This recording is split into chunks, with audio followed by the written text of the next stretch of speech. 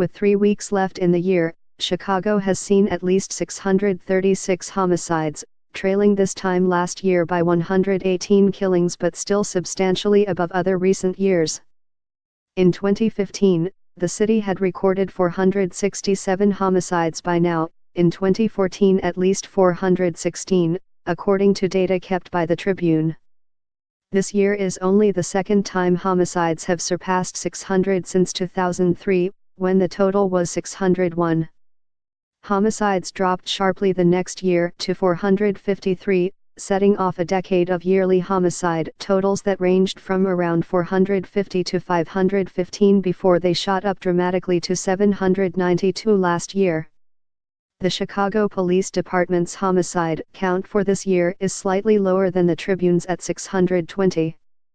But that figure does not include police-involved shootings, homicides that are considered justified, or killings on expressways, which are investigated by the Illinois State Police.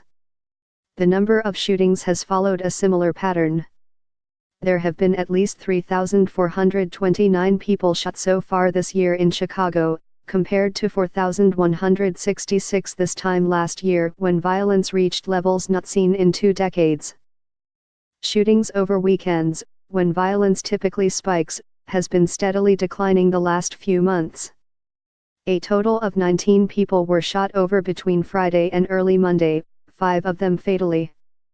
The first homicide happened Friday evening in the back of the Yards neighborhood on the south side, police said.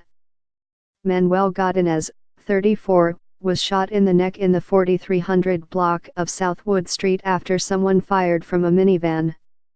2 men were killed in shootings within 20 hours Saturday and Sunday mornings in the far south side's Fernwood neighborhood, according to police. In the weekend's latest homicide, a 24-year-old died from a gunshot wound to the leg Sunday evening, police said. He was pronounced dead at Mount Sinai Hospital after the shooting in the 1300 block of South Komensky Avenue on the west side.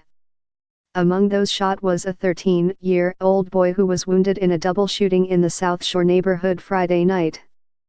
An 18-year-old man was also injured.